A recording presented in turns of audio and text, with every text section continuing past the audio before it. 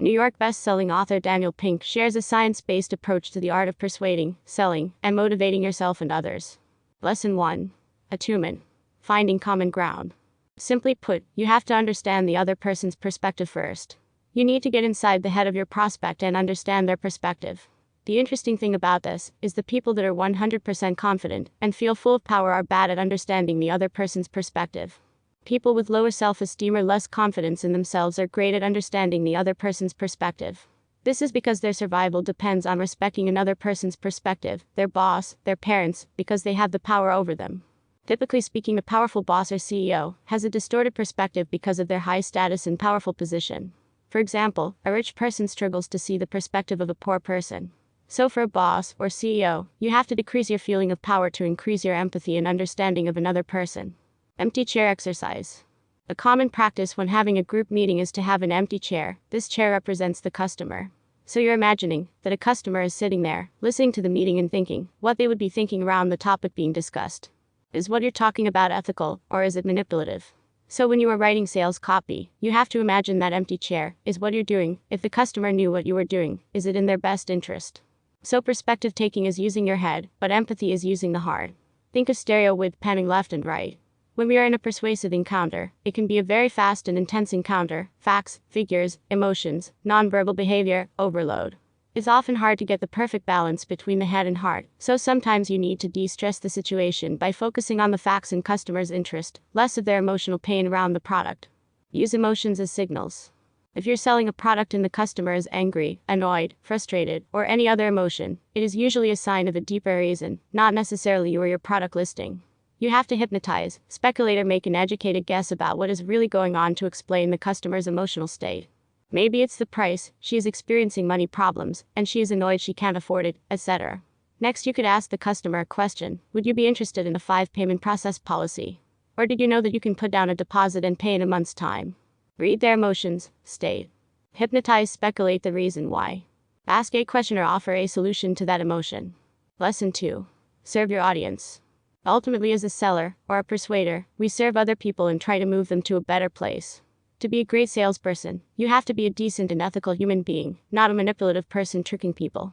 Turn your selling into serving, a service for a person. Make it personal. When pitching a sale, avoid thinking it as an abstraction sale. Make it personal, make it purposeful. Put a human face on the sale and provide that face, or person, a great sale. Seeing that human face elevates your sale, or service versus just selling something randomly to nobody that you can see. Make it purposeful, finding the customer's why.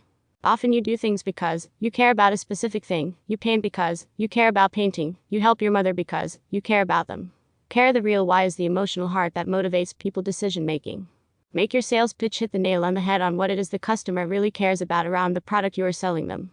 Why do they care about this product? What is their noble purpose for their interest in your product? This is often the deal maker when trying to persuade the customer to buy. This also applies to you as the seller. You want to be selling ethically and purposefully. Ask yourself, if the customer buys this, will they be better off? If the person buys this, will the world be better off? If those are both yeses, then you're selling with a purpose. The sales pitch, tagline, and images all have to be connected to the purpose of the customer, and you to be a compelling salesperson. Lesson 3. Clarity. Making your message count. Clarity is the capacity to help others to see a situation in a fresh and more revealing way. Clarity is very relevant today as we are in an age of information overload. So much information at our fingertips with the internet and technology, the role of the salesperson has changed.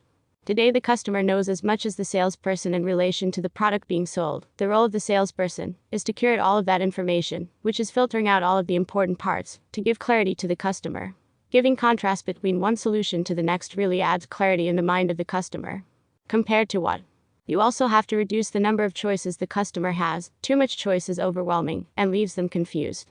Restrict their choices to offer more clarity to their buying options. The experience frame. Everyone naturally enjoys an actuarial experience as opposed to a physical product. Going on a holiday, skydiving, or mountain climbing is far more satisfying and enriching to receiving a physical product. Try to frame your service or product as experience. The blessing frame.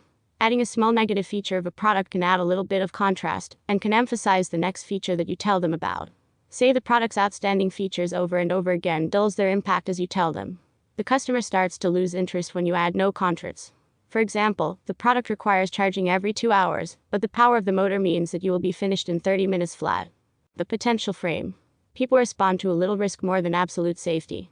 Saying a product is a bestseller is fine, but saying a product could be the next big thing to change the industry forever is far more exciting. Uncertainty can lead to more interest and allows people to think more deeply on it than a safe bet. Finding an off-ramp.